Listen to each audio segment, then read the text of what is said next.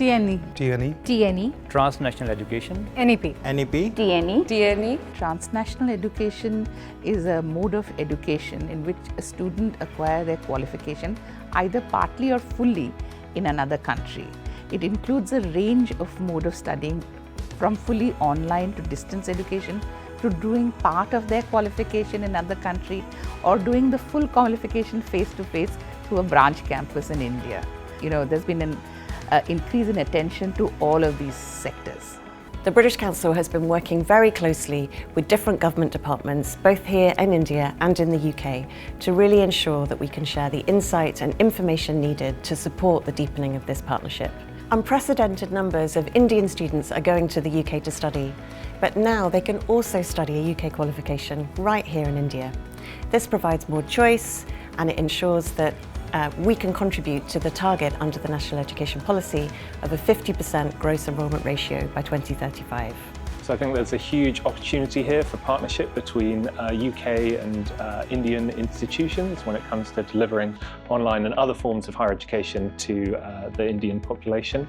I think it's really important that regulators such as ourselves and the equivalents on the Indian side work together to reduce barriers for institutions and to make sure that those students are protected wherever they study. There is one more important thing that is happening as per National Education Policy provision, that is integrating skills into formal education. Skilling is now inbuilt into the National Education Policy, giving skills to the students from traditional skills to the new age skills and the future skills, which makes them job ready. The Indian government and the regulator, quite rightly, are emphasizing the growing importance of quality online and distance education. And so when we look at these shared challenges, which center on things like quality assurance in the online space, how do you get really effective student engagement? How do you get retention and completion that you can compare with campus-based provision? The knotty problem of assessment for online, in the online context. Again, it's the meeting of minds, it's the exchange of experience, it's those sharing of challenges and indeed the opportunities to solve those challenges that I'm most looking forward to. NEP 2020 is being seen as a game changer. It talks about internationalization, where actually, so that if we want our students to be ready for the global market, they need to understand what is happening. So they need to be a global citizen. So understanding what is happening the world across, that is also very important.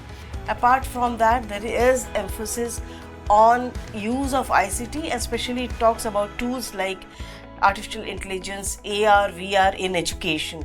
It talks about world-class research to be promoted. So these are some of the areas that are very important and is emphasized in the NEP 2020. What education should do?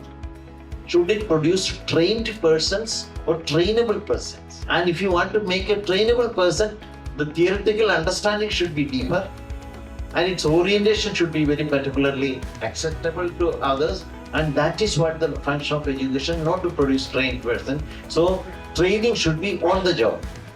When it comes to open and distance learning, obviously the system is comparatively the same and the approach is student-centric. I feel somewhere that more collaboration and faculty exchange, student exchange, and very important somewhere if jointly developed programs if we can work upon, then credit transfer, recognizing prior learning, these are the fortes very important, even capacity building, faculty development programs. I think these are the things we can work upon.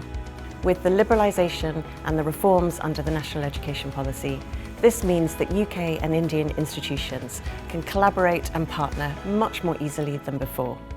Now they can offer joint PhDs and joint master's programmes, and we've even seen the first UK university open up a campus right here in India. The question now, as always, is what happens next? So at the British Council, we will continue to engage with all of you over coming months and continue these discussions and hopefully turn some of the ideas into action.